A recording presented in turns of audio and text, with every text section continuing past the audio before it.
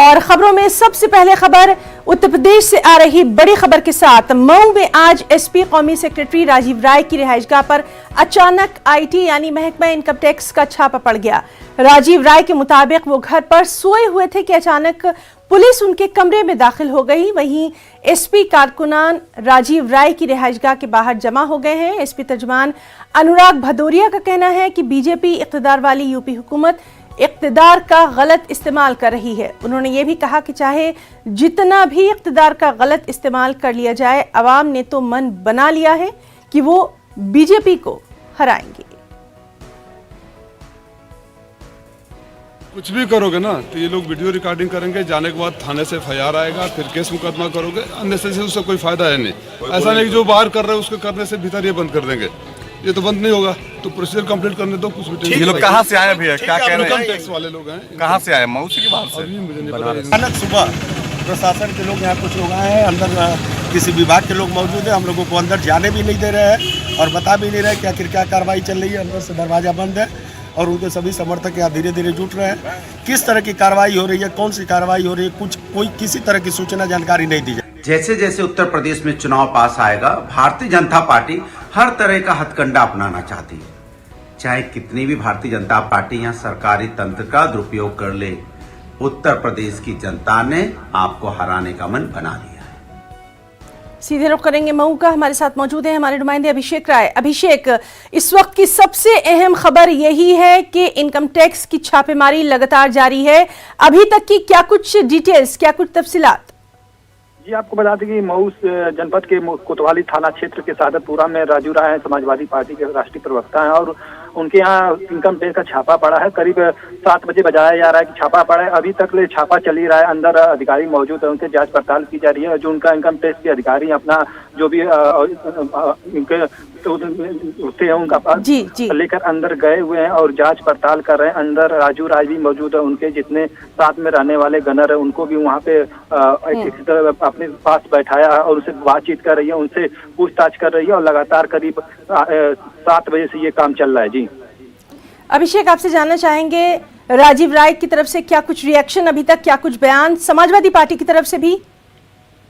जी, आपको बता दें कि राजू राय ने मीडिया से और अपने जो कार्यकर्ता है उनसे बातचीत करते हुए कहा कि आप शांति बनाए रखिए। और जैसे इनकम टैक्स की बात सुने कि राजू राय की आवाज पे इनकम टैक्स का छापा पड़ा तो उनके चाहने वाले, उनके जानने वाले जो उनके कार्यकर्ता थे वो मौके पर पहुंचे, हंगामा किया। उसके बाद राजू राय का कहना है कि आप शांत रहिए, नहीं तो कार्रवाई करेंगे, नहीं तो हमें भी इसके दिक्कत होगी। उसके बाद उनको समझाया बढ़िया, शांत हो गया मामला। और राजू राय का कहना है कि इनकम टैक्स है जो कहीं से आई है और उसको अभी तक पता चल रहा है, हम बातचीत कर रहे हैं। और उनके साथ जो भी अधिकारी है उनका कहना है कि इनकम टैक्स के अधिकारी मौके पर सीओ सिटी और सिटी मजिस्ट्रेट समेत मऊ के जिले के भी अधिकारी मौके पर पीएससी लगाई गई है। चारों तरफ से घेरा गया है मगर किसी को जाने नहीं दिया जा रहा है, मगर बाहर कार्यकर्ताओं का तांता लगा हुआ है। अभिषेक, अभी भी ये छापेमारी जारी है, चल रही है? जी, आपको बता दें कि अभी तक जो अभी अंदर अधिकारी मौजूद हैं, सामने ही राजू राय बैठे हैं, उनके गनर बैठे हैं, उनके सारे मोबाइल जितने उनके लैपटॉप मोबाइल जो भी उनके अपने पास रखी है, अभी भी अंदर कार्रवाई चल रही है। जी अभिषेक, तो बहुत बहुत शुक्रिया आपका तमाम तर तफसीली जानकारी के लिए। लगातार इस बेहद अहम खबर पर हमारी नज़र बनी हुई है, आगे भी आपसे अपडेट लेते रहेंगे। वज़ीर-ए-आज़म नरेंद्र मोदी आज उत्तर प्रदेश के शाहजहांपुर में गंगा एक्सप्रेसवे का संग बुनियाद रखेंगे। रिपोर्ट के मुताबिक तकरीबन 594 किलोमीटर तवील और 6 लेन का ये एक्सप्रेसवे 36,200 करोड़ रुपए से ज़्यादा की लागत से बनाया जाएगा। ये एक्सप्रेसवे मेरठ के बिजौली गांव के करीब से शुरू होकर प्रयागराज के जोधापुर दानरू गांव तक पहुंचेगा। ये एक्सप्रेसवे मेरठ, हापुड़, बुलंदशहर और अमरोहा से गुजरेगा। वहीं ये एक्सप्रेसवे प्रतापगढ़ से होते हुए संभल, बदायूं, शाहजहांपुर, हरदोई, उन्नाव, रायबरेली से होता हुआ प्रयागराज पहुंचेगा। वाज़ेह है कि गंगा एक्सप्रेसवे पर शाहजहांपुर में तकरीबन 3.5 किलोमीटर तवील फ़िज़ाई पट्टी बनाई जाएगी। ये फ़िज़ाई पट्टी फ़िज़ाइया के तैयारों को हंगामी तौर पर टेक ऑफ और लैंडिंग में मदद फराहम करेगी। इसके अलावा एक्सप्रेसवे के साथ एक सनती कॉरिडोर बनाने की भी तजवीज़ है। देखिए, उत्तर प्रदेश में ये ज़्यादातर जितने भी एक्सप्रेसवे हैं, इनकी कल्पना सुश्री बहन मायावती जी जब मुख्यमंत्री थी उन्होंने की थी। यमुना एक्सप्रेसवे भी बनाया और गंगा एक्सप्रेसवे का उन्होंने फाउंडेशन स्टोन भी ले किया, जो आज भी पत्थर लगा हुआ है। बहुत बार सोशल मीडिया में वो पत्थर लगा हुआ चल भी चुका है। बाद में तमाम सरकारें बनी, सपा की भी और भाजपा की भी, इन्होंने केवल उनकी नकल की है और फीता काटने का काम किया है। आम जनता जानती है कि विकास का काम केवल सुश्री बहन मायावती जी ने किया, इसीलिए उनकी हमेशा से आस्था सुश्री बहन मायावती जी में है। एक जानिब जहां यूपी में मौसम का पारा लगातार गिरता जा रहा है, दूसरी तरफ इंतखाबी पारा है कि चढ़ रहा है। इस सिलसिले में तमाम सियासी पार्टियों के लीडर अपने अपने कारकुनों में जोश और खरोश पैदा करने के लिए रैलियां कर रहे हैं, पदयात्रा कर रहे हैं। कांग्रेस ने भी अपने वोटरों को राग़िब करने के लिए पदयात्रा शुरू कर दी है। कांग्रेस के साबिक सदर राहुल गांधी और जनरल सेक्रेटरी प्रियंका गांधी आज अमेठी के जगदीशपुर से हरिमू गांव तक 6 किलोमीटर पैदल मार्च करने वाले हैं। वाज़ेह है कि आज सुबह राहुल गांधी और प्रियंका गांधी लखनऊ के अमौसी हवाई अड्डे से अमेठी पहुंचने वाले हैं।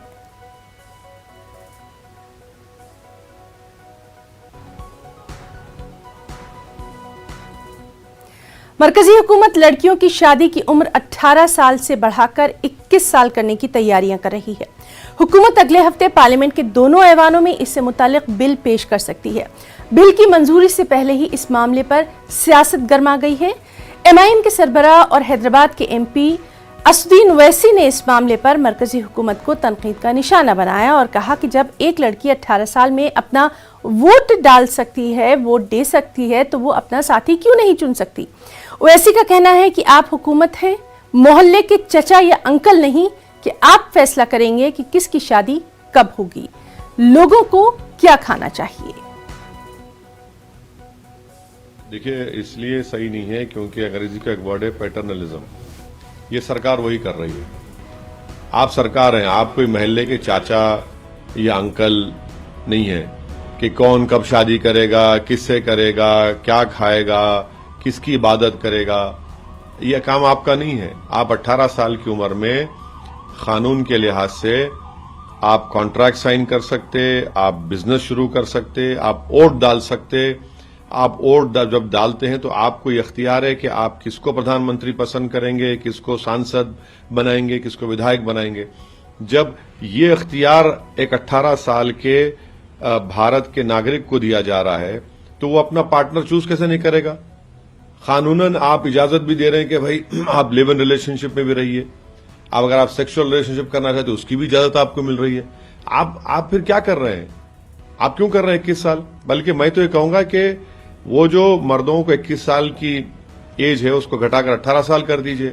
और सबसे बड़ा सवाल ये पैदा होता है कि मोदी सरकार ने महिलाओं के लिए 18 हो या 21 साल के लड़कियों के लिए, उनके अपलिफ्टमेंट के लिए, उनके एजुकेशन अपॉर्चुनिटीज को क्रिएट करने के लिए, उनके ह्यूमन डेवलपमेंट के लिए क्या किया। भाई अगर आप इनका रिकॉर्ड निकाल कर देखेंगे तो महिलाओं का जो वुमेन पार्टिसिपेशन है वर्क फोर्स में, जो 2005 में 26% था, वो 2020 में 16% हो गया। बेटी बचाओ बेटी पढ़ाओ का जो बड़ा इनका प्रोग्राम है, पार्लियामेंट की स्टैंडिंग कमेटी की रिपोर्ट कहती है कि 446 करोड़ जो बजट था उसमें 79 करोड़ तो आपने खाली एडवर्टाइजमेंट के लिए इस्तेमाल किया।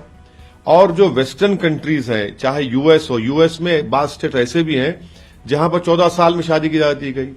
और आप यूके और कनाडा जाइए, 16 साल की उम्र में शादी की इजाजत है। न्यूजीलैंड में 16 और 19 के दरमियान में रहे तो अगर माँ बाप इजाजत देते हैं तो शादी होगी। तो वहां पर इन तमाम कंट्रीज ने महिलाओं को इतना उनका ह्यूमन डेवलपमेंट इंप्रूव किया, तो उनको इख्तियार है अपने चॉइस को इस्तेमाल करने का। मध्य प्रदेश के पंचायत इंतखाबात में ओबीसी रिजर्वेशन पर सुप्रीम कोर्ट के जरिए रोक लगाने के बाद एमपी में सियासत तेज हो गई है। सुप्रीम कोर्ट की रोक के बाद जहां कांग्रेस और बीजेपी के दरमियान सियासी घमासान शुरू हो गया है, वहीं इलेक्शन कमीशन ने सुप्रीम कोर्ट के अहकाम के बाद आज 12 बजे अहम मीटिंग तलब की है। सुप्रीम कोर्ट ने पंचायत इंतखाबात में ओबीसी के लिए रिजर्व सीटों को जनरल कैटेगरी में तब्दील करने का हुक्म दे दिया है। वाज़ेह है कि मध्य प्रदेश के पंचायत इंतखाबात में हदबंदी और रिजर्वेशन रोटेशन को लेकर जया ठाकुर और सैयद जाफर के जरिए सुप्रीम कोर्ट में अर्जी दायर की गई थी।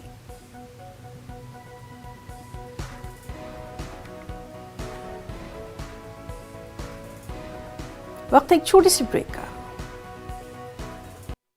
और नाज़रीन, आपको सीधे लिए चलते हैं रायबरेली, जहां अखिलेश यादव की विजय यात्रा जारी है और इसके दौरान वो प्रेस कॉन्फ्रेंस से खिताब कर रहे हैं। नहीं, अगर कोई जानकारी थी उनके पास, जब कभी उन्होंने अपना सबमिट किया होगा, बैलेंस शीट या इनकम टैक्स दिया होगा, तब भी छापा मार सकते थे, तब भी नोटिस दे सकते थे, तब भी पूछताछ कर सकते थे। लेकिन जैसे ही चुनाव करीब आया है, ये डिपार्टमेंट भी अब चुनाव लड़ने उत्तर प्रदेश में आ गया है। और आप लोग भी सच दिखाते हो, तो आप जानते हो सच दिखाने पर क्या होता है। जब आप लोग सच दिखाते हो, हम कई पत्रकार साथियों को जानते हैं, एक पत्रकार साथी ने केवल दाल में पानी दिखा दिया, उसे जेल जाना पड़ा। एक पत्रकार साथी ने सही खबर चला दी, उसमें मुकदमे लग गए। तो कोई भी इस सरकार में सुरक्षित नहीं है। जो सरकार से टकराएगा, सरकार उसके खिलाफ कार्रवाई करेगी। क्या हम लोगों ने आदरणीय आजम खान साहब को नहीं देखा? उन पे कितने मुकदमे लगे? या किसान आंदोलन में बताइए कोई घर से निकल पाया? किसानों पे मुकदमे नहीं लगे? क्या नहीं लगे मुकदमे किसानों पर? हम लोग अगर किसानों के आंदोलन में शामिल होने जाते थे, पुलिस, सेंट्रल फोर्स सब लगा देते थे। तो ये कोई नया तरीका नहीं है, ये पुराना भारतीय जनता पार्टी कांग्रेस के ही रास्ते पे चल रही है। कांग्रेस का पुराना इतिहास उठा करके आप देखेंगे तो जब कभी भी डराना होता था तो इन्हीं संस्थाओं से उन्हें डराया जाता था।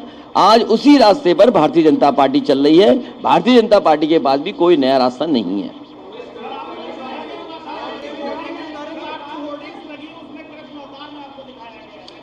ये तो अच्छी बात है, ये तो अच्छी बात है। मैं उस कार्यकर्ता को बधाई देता हूं। कम से कम इनको जगाइए कि आज जरूरत है ऐसी चीजों की। भारतीय जनता पार्टी को जगाइए। ये जगाने के लिए पोस्टर उस कार्यकर्ता ने लगाए होंगे, लेकिन मैं उससे कहूंगा कि हम अवतार नहीं हैं, हम अवतार नहीं हैं, वो कृष्ण के। इस वक्त की अहम खबर आपको दे दें, दिल्ली से है ये खबर। पुलिस की स्पेशल सेल की टीम की एक बड़ी कार्रवाई। रोहिणी ब्लास्ट केस में डीआरडीओ का एक साइंटिस्ट गिरफ्तार किया गया है। रोहिणी जेल में एक वकील को बम धमाके में उड़ाने की साजिश का इल्जाम है। वकील से थी उसकी पुरानी रंजिश। सीसीटीवी की बुनियाद पर इस साइंसदा की शिनाख्त हुई है। तफसीलात हासिल करेंगे दिल्ली में मौजूद हमारे साथी शंकर आनंद से। शंकर, बेहद अहम ये खबर है, तफसीलात आपसे ही चाहेंगे। देखिए, इस पूरे मामले की बात करें तो पिछले कुछ समय पहले रोहिणी कोर्ट में एक ब्लास्ट का मामला देखने को मिला था, जिसमें कि एक कोर्ट की सुनवाई के दौरान रूम नंबर 102 में एक ट्रिपल बम में ब्लास्ट हुआ था और उस ट्रिपल बम के बाद पाया गया था कि उसमें विस्फोटक हैं और जिस तरह से उसमें कई केमिकल्स पाया गया था। तो इस मामले की तफ्तीश का जिम्मा दिल्ली पुलिस की स्पेशल सेल को दी गई और स्पेशल सेल इस मामले में तफ्तीश करने के दौरान एक साइंटिस्ट को जो है हिरासत में कर लिया गया और जब हिरासत में लेकर के उससे जब विस्तार से पूछताछ की गई और उसके बाद अब इस मामले में उसे अंतिम तौर पे गिरफ्तार कर लिया गया है। और जो पूछताछ की प्रक्रिया हुई, उसे पूछताछ के दौरान उसने इस बात को कबूला कि वो एक वकील को क्षति पहुंचाना चाहता था और उस वकील के साथ में उसकी आपसी विवाद रहे थे। लिहाजा इस मामले में अभी भी उस साइंटिस्ट जो है जिसे गिरफ्तार किया गया है उससे विस्तार से पूछताछ की जा रही है और आज दिल्ली पुलिस की स्पेशल सेल आज इस मामले पर औपचारिक तौर पर प्रेस वार्ता भी करेगी। जी शंकर, बहुत बहुत शुक्रिया आपका अदा करना चाहेंगे तमाम तर तफसीली जानकारी के लिए। दिल्ली में सड़क हादसा पेश आया। एक ऑटो पर कंटेनर पलटकर गिर गया, जिसके नतीजे में 4 अफराद हलाक हो गए। हादसे में ऑटो ड्राइवर की भी मौत हो गई। हादसा आईजीआई स्टेडियम के करीब पेश आया, जबकि कंटेनर गाड़ी का ड्राइवर फरार बताया गया है।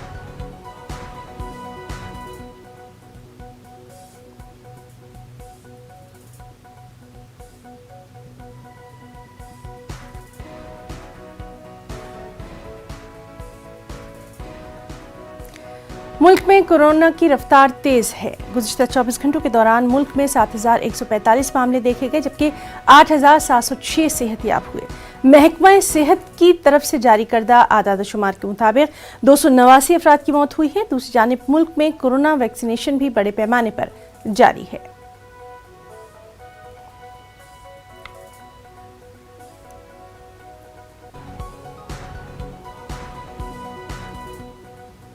वहीं तेलंगाना से खबर है। तेलंगाना में कोरोना के 181 नए मामले देखे गए हैं। पिछले 24 घंटों पर अगर नजर डालें तो रियासत भर में 39,781 अफराद का कोरोना टेस्ट किया गया, जिसमें से 181 अफराद कोरोना से मुतासिर पाए गए। कल ही रियासत भर में कोरोना से एक मरीज की मौत की भी खबर है। ग्रेटर हैदराबाद की हुदूद में सबसे ज्यादा 84 अफराद कोरोना से मुतासिर पाए गए हैं। हनमकुंडा में 14 और जिला रंगारेड्डी में 13 केसेस देखे गए। कुल 203 अफराद सेहतियाबी के बाद अस्पताल से डिस्चार्ज हुए हैं। महकमा सेहत के अहदेदारों के मुताबिक रियासत भर में 3,782 एक्टिव मामले हैं। वहीं यूपी में भी ओमिक्रॉन की एंट्री हो गई है। यूपी के गाजियाबाद में 2 मरीजों में इसकी तस्दीक हो गई है, जिसके बाद मुल्क में ओमिक्रॉन के मरीजों की तादाद 113 बताई जा रही है। इसकी मुंतकली की रफ्तार डेल्टा से कई गुना ज्यादा बताई गई है। मुल्क में तीसरी लहर के खौफ के दरमियान तमाम तर हुकूमतें भी अपने अपने तौर पर इसके खिलाफ सख्त फैसले ले रही हैं। वाज़ेह है कि भारत में 2 दिसंबर को ओमिक्रॉन की आमद हुई थी। 15 दिन के बाद केसेस 1 से 111 तक जा पहुंचे हैं। पहला मामला कर्नाटक में देखा गया था, लेकिन अब महाराष्ट्र में एक बार फिर ओमिक्रॉन के मामले सबसे ज्यादा हैं। इस तरह महाराष्ट्र सबसे ज्यादा मुतासरा रियासत बन गया। अब तक 40 मामलों की यहां तस्दीक हुई है। दिल्ली में 22 मामले अभी तक सामने आए हैं।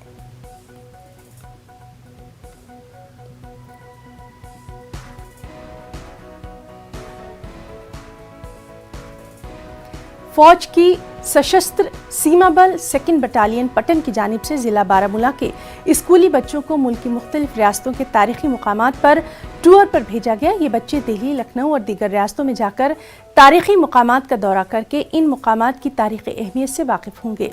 20 तारीख को SSB के राइजिंग डे पर दिल्ली में मुनक़दा तकरीब में भी ये बच्चे शिरकत करेंगे। SSB DIG रंजीत सिंह ने हरी झंडी दिखाकर पटन से इन बच्चों को रवाना किया। इस मौके पर SDM पटन और दीगर अफसरान भी मौजूद रहे। हमारा एजुकेशन जो है हिस्टोरिकल टूर है एक, जो हमें बहुत बटन है, दो बटन हमारे ले जा रहे हैं वहाँ पे टूर पे। वहाँ पे बहुत हिस्टोरिकल प्लेस है जो हमें देखने को मिलेंगे वहाँ पर। ये इसी तरफ से ये हमारा टूर है। ये टूर हमारे लिए 7 दिनों तक है सर। कितने खुश हैं आप इस टूर से? सर हम बहुत खुश हैं, क्योंकि गवर्नमेंट में बोला, गवर्नमेंट से हमारे तरफ ये टूर फ्री हो रहा है और हमें हिस्टोरिकल प्लेस को जगह देने का मौका मिल रहा है सर। हम बहुत खुश हैं इससे सर। जगह देखेंगे और SSB की तरफ से हम इनका बहुत शुक्र अदा करते हैं कि हमें ले जा रहे हैं फ्री और बड़ी ईयर जा रहे हैं हम, तो हम खुश हैं बहुत। टूर जा रहे हैं, हमारे दोस्त भी जा रहे हैं साथ, बहुत अच्छा लग रहा है हमारे SSB की तरफ से। हम बहुत खुश हैं सर। वहाँ पे हमें हिस्टोरिकल प्लेसेस देखने को मिलेंगी, जो जनरल नॉलेज हम मतलब याद करते थे वो हमें भूल जाती थी। आज हम अच्छे से देखेंगे, उसकी वजह से वो हमें भूलेंगी नहीं। इस वजह से हमने अपनी नॉलेज भी बढ़ेगी। हम जैसे जहाँ जहाँ भी SSB डिप्लॉयड है, रिमोट एरियाज़ में है या बॉर्डर्स में है, वहाँ से हम बच्चों को लेते हैं और भेजते हैं। अलग अलग जगह का प्रोग्राम होता है। जैसे इन बच्चों का प्रोग्राम है आज से लेकर 24 तारीख तक, और ये दिल्ली जाएंगे और दिल्ली में साइट सीइंग करेंगे, अलग अलग जगहों को देखेंगे, जो हिस्टोरिकल प्लेसेस हैं उनको देखेंगे। उसके बाद रेजिंग डे है SSB का 20 तारीख को, उसमें शामिल होंगे।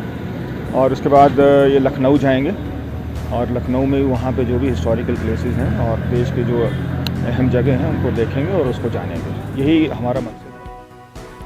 कोरोना वबा के दौरान बाहमी इमदाद और इन्हिसार का जज्बा मुस्तहकम हुआ है। मुल्क इस वबा से मुत्तहिद होकर मुकाबला कर रहा है। टीकाकारी के ऐलान के बाद हम बेहतर ताउन करें, जिससे हम कोरोना को मात देने की जानिब कदम बढ़ा सकें। नेटवर्क 18 इस मुहिम में हर कदम पर आपके साथ रहेगा।